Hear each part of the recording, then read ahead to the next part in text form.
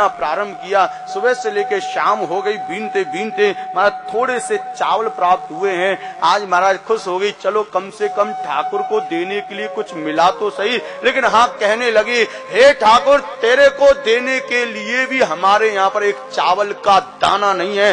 ने ध्यान से देख लेना, ये मैं चावल नहीं भेज रही हूँ, अपना दुख व्यक्त करके भेज रही हूँ। प्रेम से बोलो।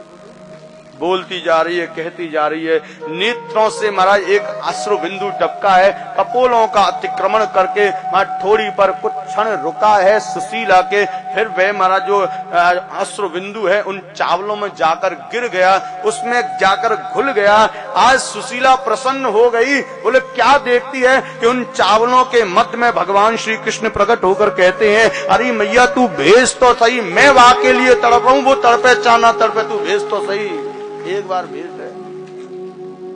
सुशीला प्रसन्न हो गई, आनंदित हो गई। महाराज आज महाराज कपड़े की खोज करने लगी, कपड़ा कहाँ है? अरे जिसके यहाँ अन्न का दाना नहीं, मैं कपड़ा साफ सुथरा भगवान को प्रसाद देने के लिए कहां से मिलेगा? महाराज 64 जगह से धोती फटी हुई है। सुदामा जी तो नंग धड़ंगे महाराज डोलते लंगोटी पहन के, यहाँ छोटे छोटे से बाल, उन बालकों के गले में उसने देखा महाराज नाक कान पहुंचने का झबला पड़ा हुआ था। बच्चे लगा देते ना माता जी झबला, नाक कान पहुंचने, कौन बार बार रुमाल लगाए? उस झबले को लिया, उसी में को महाराज थोड़ा सा साफ किया, उसमें वो चावल रखे और बांध कर आज जो है सुदामा जी को प्रदान किए। सुदामा जी उन चावलों को लेकर पहुंचे हैं, एक नदी के किनारे पहुंचे। नदी को देखकर सारी आशाएं टूट गई। आज तो सुदामा जी महाराज शांत हो गए। बोले ठाकुर, आस भी अब निराश रखती है, अब नहीं महाराज। पत्नी के कहने पर मैं तुझसे मिलने के लिए आया हूं, लेकिन तू भी बड़ा निष्ठुर है महाराज कि तू शायद मिलना ही नहीं चाहता।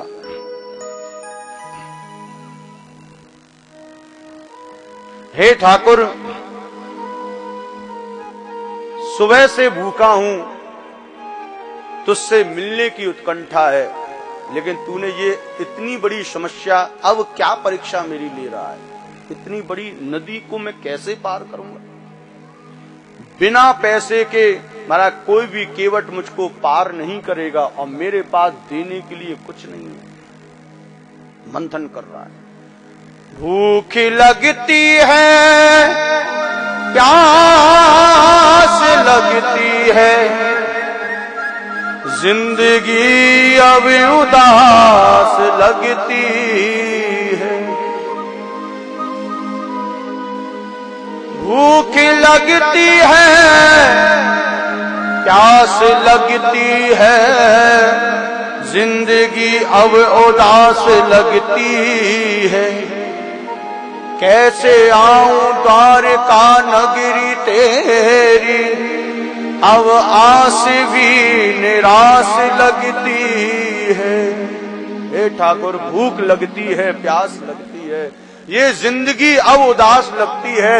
मैं कैसे आऊं द्वारका तेरी, अब तो आस भी अब नहीं महाराज। अब इतने में विचार कर रहे थे, एक नाव उनके सामने आई है। नाव उनके सामने आई, महाराज केवट नीचे उतर के आया। केवट ने कहा, बोले चलो चलो हम आपको पार किए देते हैं। महाराज सुदामा जी कहने लगे, बोले भैया पार तो मैं जाऊंगा, लेकिन मेरे पास देने के लिए कुछ नहीं है। बोले भैया कुछ हो वो ही दे देना, मैं काम चला लूंगा। ना ना ना भैया, मैं सच कहता हूँ, मेरे पास देने के लिए कुछ नहीं है। केवट कहने लगा, भैया मैं नितांत गरीब हूँ, 4 दिन से मेरे बच्चे भूख से तड़प रहे हैं, मेरा जो व्यापार है यही है, इस किनारे पर कोई आता है मैं उसको पार लगाता हूँ, मुझको जो प्राप्त होता है उससे मैं अपने परिवार को चलाता हूँ, उसका पोषण करता हूँ। 4 दिन से मैं घर नहीं गया, क्योंकि 4 दिन से यहाँ पर कोई आया नहीं।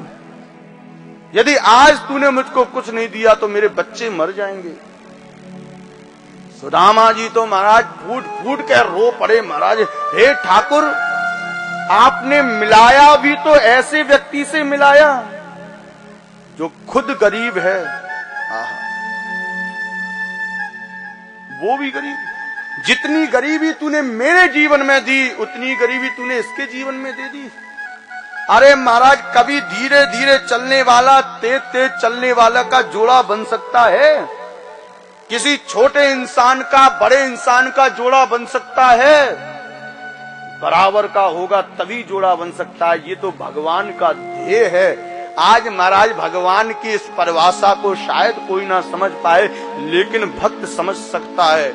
आज एक गरीब से गरीब मिला है, केवट ने कहा तू बैठ तो सही, जबरदस्ती महाराज पकड़ के तुरंत बैठ आया, नदी को पार किया है। महाराज केवट पैर में पड़ गया, हे ब्राह्मण देवता मुझे कुछ देकर जाना। उस ब्राह्मण ने कहा मेरे पास देने के लिए कुछ नहीं, पहले ही बोल दिया था भैया यदि तुझे परेशानी है तो मुझको वापस वहीं छोड़ दे। सुदामा जी कहने लगे, बोले महाराज केवट कहने लगा मुझको कुछ दे दे, मेरे पास भी खाने को कुछ नहीं है। सुदामा जी कहने लगे देख तेरी मैं सौगंध खा के कह रहा हूं, मेरे पास दरिद्रता के अलावा कुछ नहीं है। केवट कहने लगा ला ला ला तू बात दरिद्रता को मोह दे, कम से कम कच्छू तो मिलेगा, 4 दिन है तू बात दरिद्रता को संकल्प कर दे। और दरिद्रता का संकल्प लिया है। आज केवट अपनी रास्ते गया है और सुदामा जी अपने रास्ते जा रहे हैं, मनन मंथन करते हुए जा रहे हैं। बोले वारे वाह हे ठाकुर तेरे भी कैसे कैसे भक्त निराले हैं, मैं कुछ नहीं तो दरिद्रता को ही ले लिया। पीछे मुड़ के देखा, ना तो नदी थी, ना महाराज नौका थी और ना केवट थी। आज परम पिता परमात्मा भगवान श्री कृष्ण ने महाराज 3 स्वरूप धारण किए हैं। केवल किसके लिए? बोले अपने मित्र के लिए। द्रौपदी के लिए आए थे, केवल साड़ी बढ़ाकर भाग गए। गोपियों को बुलाया था, बांसुरी बजा के भाग गए। लेकिन महाराज केवट के पास गए तो अकेले राम गए। लेकिन यहाँ पर तो महाराज भगवान श्री कृष्ण ने 3 स्वरूप धारण किए।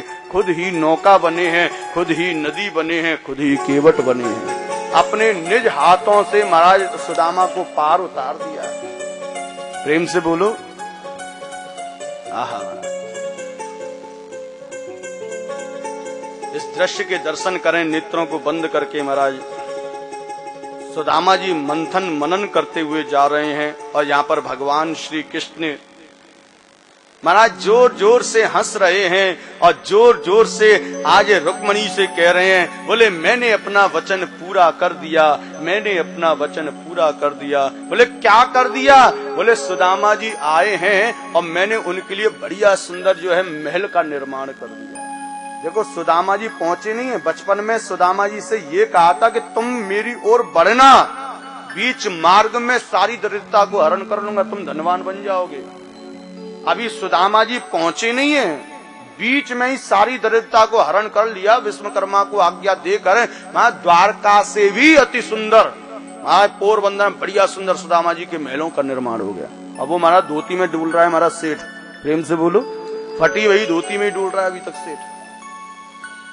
महाराज भगवान श्री कृष्ण की लीला बड़ी भयंकर है, बड़ी अजीब है, उसको समझना बड़ा कर रहा काम है। धीरे धीरे महाराज आज सुदामा जी चल दिए हैं। घनश्याम तुम्हें ढूंढने जाएं कहां कहां, घनश्याम तुम्हें ढूंढने जाएं कहां। सुदामा जी धीरे धीरे करके आ रहे हैं, यहाँ पे भी आने वाले हैं महाराज। भक्त बड़े तेज होते हैं। सुदामा जी आ रहे हैं, पीछे देख रहे हैं कहाँ है। हाँ मतलब कृष्ण, यदि हम ये कहने कृष्ण आ रहे हैं तो पीछे ही देखेंगे, और कृष्ण हमेशा आगे से आता है महाराज, पीछे देखेंगे, क्योंकि उनको विश्वास ही नहीं है कि महाराज सामने से भी आ सकता है, मूर्ति में से भी निकल के आ सकता है। वो पीछे ही तुम्हारा हाँ कृष्ण हाँ झांकी आ रही है महाराज। प्रेम से बोलो, घनश्याम तुम्हें ढूंढने जाए कहां कहां, अपने विरह की याद हम दिलाए कहां कहां, अपनी विरह की याद दिलाए कहां कहां। घनश्याम तुम्हें ढूंढने जाए कहां कहां, घनश्याम तुम्हें ढूंढने नहीं जाए कहाँ कहाँ। तेरी नजर में जुल्फ में मुस्कान मधुर में है तेरी दीप जला ताली बजाओ प्यारे। मैं तेरे बिना पल न रहूं, मैं तेरे बिना पल न रहूं। ऐसी लगन तू लगा दे, तेरे बिना पल न रहूं। ऐसी लगन तू लगा दे, मैं तेरे बिना पल न रहूं। दोनों हाथ उठा के जय श्री राधे।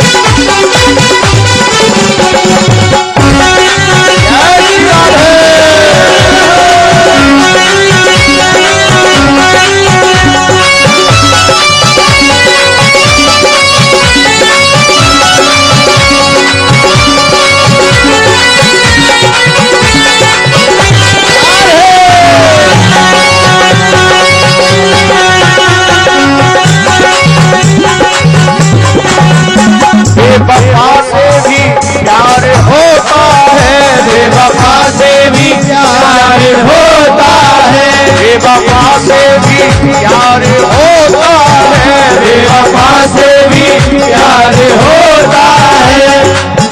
और यार कुछ भी हो, यार कुछ भी हो, यार कुछ भी हो, यार होता है। यार कुछ भी हो, यार होता है। ओ यार कुछ भी हो, यार होता है। यार कुछ भी हो, यार होता है। ओ मुझे ऐसी लगन तू लगा दे, मुझे ऐसी लगन तू लगा दे, तेरे बिना पल ना रहूं। मुझे ऐसी लगन तू लगा दे, तेरे बिना पल ना रहूं। ओ मैं तो पागल तेरी हूँ, दीवानी तेरी। मैं तो पागल तेरी हूँ, दीवानी तेरी। मैं तो पागल तेरी हूँ, दीवानी तेरी। मैं तो पागल तेरी हूँ, दीवानी तेरी। ओ दीवानी तेरी, मस्तानी तेरी, दीवानी तेरी, मस्तानी तेरी। ओ मन की ज्योति से, ओ मन की ज्योति से ज्योति जला दे, तेरे मन की ज्योति से ज्योति जला दे, तेरे बिना पल ना रहूं। ओ मुझे ऐसी लगन तू लगा दे, तेरे बिना पल ना रहूं। मुझे ऐसी लगन तू लगा दे, तेरे बिना पल ना रहूं। तेरे बिना पल ना रहूं, तेरे बिना पल ना रहूं। तेरे बिना पल ना रहूं, तेरे बिना पल ना रहूं। ओ दिल में प्यार वाला, ओ दिल में प्यार वाला, ओ दिल में प्यार वाला दीप जला दे, मैं तेरे। दोनों हाथ उठाके भक्ति में जय श्री राधे लगा दे, तेरे बिना पल ना रहूं। दिल में प्यार वाला दीप जला दे, मैं तेरे बिना पल ना रहूं। दिल में प्यार वाला दीप जला दे, तेरे बिना पल ना रहूं। ओए मुझे ऐसी लगन तू लगा दे, तेरे बिना पल ना रहूं। ऐसी लगन तू लगा दे, तेरे बिना पल ना रहूं। तेरे बिना पल ना रहूं, तेरे बिना पल ना रहूं, तेरे बिना पल ना रहूं, तेरे बिना पल ना रहूं।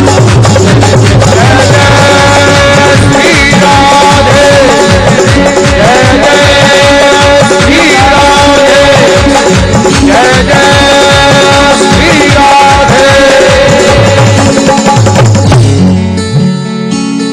ओ मुझे ऐसी लगन तू लगा दे, कि तेरे बिना पल ना रहूं। वे मुझे ऐसी लगन तू लगा दे, मैं तेरे बिना पल न रहूं, मैं तेरे बिना पल न रहूं, मैं तेरे बिना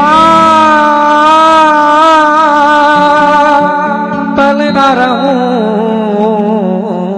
ओ दिल में प्यार वाला दीप जला दे, मैं तेरे बिना पल ना। दिल में प्यार वाला दीप तू जगा दे, दिल में प्यार वाला दीप तू जगा दे, मैं तेरे बिना पल ना रहूं। बोलिए भागवत भगवान की।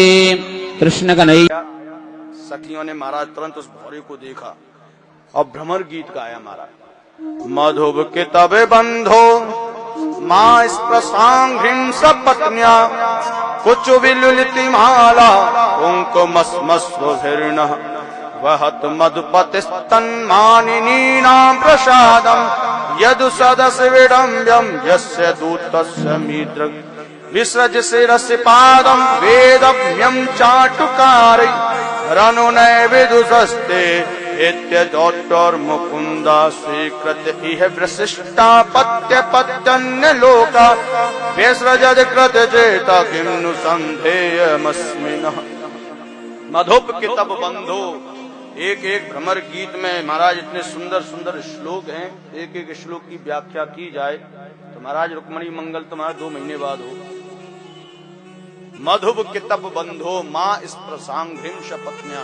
एक महाराज पुष्प के ऊपर एक भंवरा उड़ता हुआ आया, भंवरे को देखकर आज समस्त सखियां कहने ले, अरे देखो देखो देखो ये कपटी आ गया, ये छलिया आ गया। कृष्ण भी काला है और ये भी काला है, कृष्ण भी ठगिया है और ये भी ठगिया है। अरे उस बाली ने क्या बिगाड़ा था राम का, मां छुप करके बाण मार दिया, बड़ा ठगिया है। अरे उस सुदामा ने बेचारी ने क्या बिगाड़ा था, जीवन भर उसके जीवन में गरीबी प्रदान कर दी। अरे उसका मित्र था, उसको भजता था, तो भी महाराज उसको दुख मिला। वो बाली जिसने राम को देखा ही नहीं, वो बाली जिससे राम का दूर दूर तक नाता नहीं था, वो बाली जिसकी कोई दुश्मनी नहीं थी, मैं पीछे से बाण मार दिया, वो ठगिया है।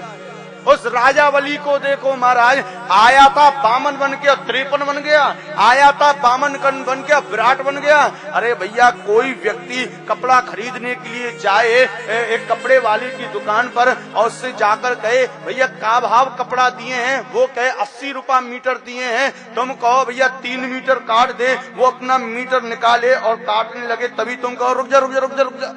बोले भैया तेरी मीटर तो नहीं काटेंगे, हम तो अपनी मीटर से काटेंगे। बोले भैया तुम अपनी मीटर से काट लो दुकानदार के, और मैं जैसे वो निकाले मीटर, वो मीटर ना हो किलोमीटर हो, क्या महाराज वो दुकानदार कपड़ा देगा?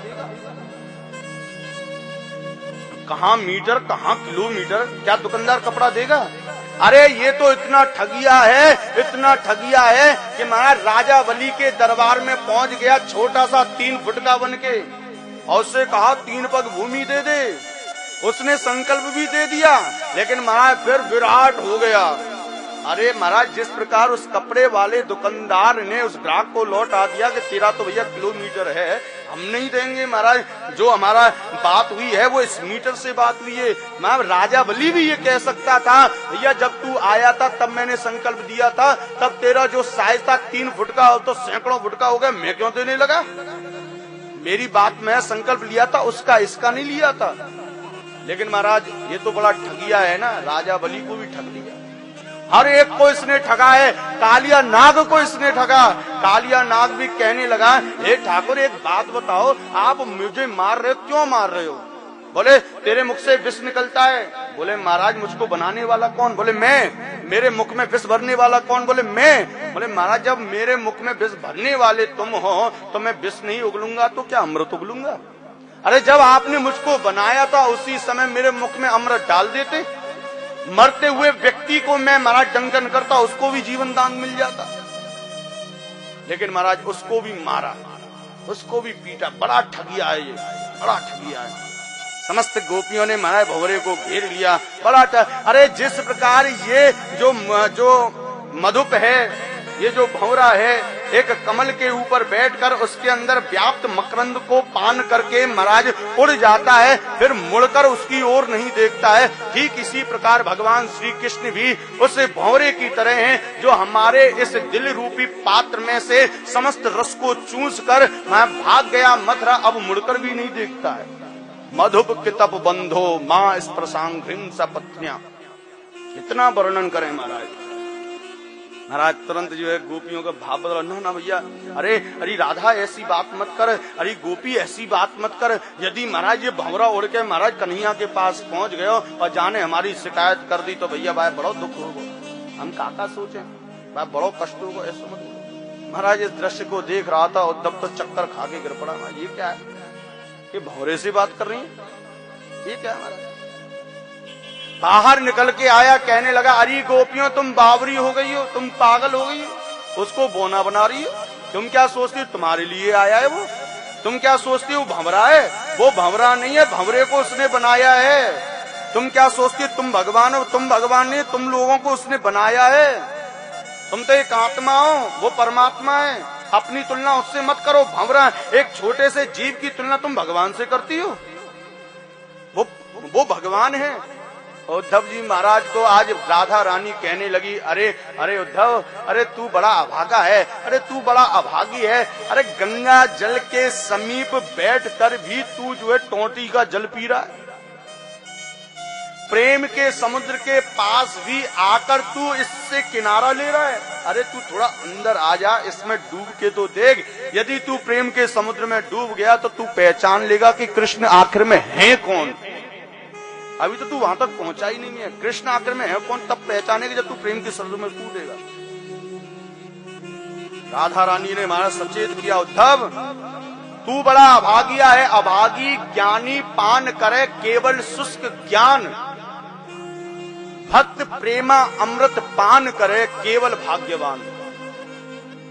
तू बड़ा अभागी है। तू क्या सोच रहा है कि महाराज तू हमें ज्ञान प्रदान करने के लिए यहाँ पर भेजा गया? ना ना ना, तू बड़ा अभागी है बेटा। तेरे अंदर ज्ञान तो बहुत है लेकिन प्रेम का अभाव है। उस प्रेम को तेरे अंदर डालने के लिए भगवान ने तेरे को यहाँ भेजा है। देखो भैया, ज्ञान और प्रेम ये दो चीजें, बात को समझ लेना। ज्ञान उसको कहते हैं ना, ज्ञान पाकर आदमी को अहंकार आ जाता है, और ज्ञान उसको कहते हैं उस ज्ञान को पाने से आदमी अपना कल्याण कर लेता है। आप भागवत पढ़ना जानते हो, ये ज्ञान आपके अंदर है, आप समझ जाओगे कि महाराज ये संसार में हम लोग जो आए हैं वो परम पिता परमात्मा की खोज करने के लिए आए हैं। आप उससे अपना निज कल्याण कर सकते हो। क्यों? क्योंकि आपके अंदर वो ज्ञान प्रवाहित हो गया। लेकिन भैया ये जरूरी नहीं है कि जिसके अंदर ज्ञान हो उसके अंदर प्रेम भी हो। ज्ञान यदि अकेला तुम्हारे पास है तो तुम अपना निज कल्याण कर सकते हो। यदि उस ज्ञान में प्रेम भी सम्मिलित हो गया है तो तुम अपना तो कल्याण करोगे ही करोगे, वैशाली के समस्त भक्तों का कल्याण भी करोगे। ये ज्ञान और प्रेम मैंने पहले दिन बताया था, पहला दिन, दूसरा दिन, तीसरा दिन, चौथा दिन, ये 4 दिन तत्व ज्ञान के होते हैं। ये ज्ञान के दिन है और ये 3 दिन प्रेम के दिन है, रस के दिन है। ज्ञान में प्रेम मिला है तभी हम आपको यहाँ पर श्रवण करा रहे हैं और तभी आपने हमको बुलाया है, तभी आपका कल्याण हो रहा है, तभी आप समझ पा रहे हैं। यदि मैं ज्ञान की बातें कर रहा महाराज यहाँ पर कोई ना बैठे, ज्ञान में प्रेम जब तक मिश्रित नहीं होगा तब तक आनंद नहीं है, तब तक मजा नहीं है, तब तक रस नहीं है। प्रेम से बोलो। और तू कहता है महाराज ज्ञानी ज्ञानी। अरे भैया,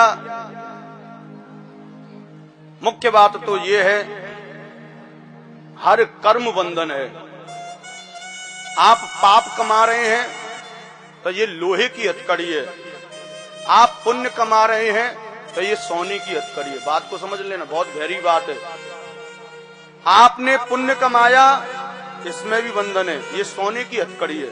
आपने पाप कमाया, इसमें भी बंधन है, ये लोहे की बंधन दोनों में।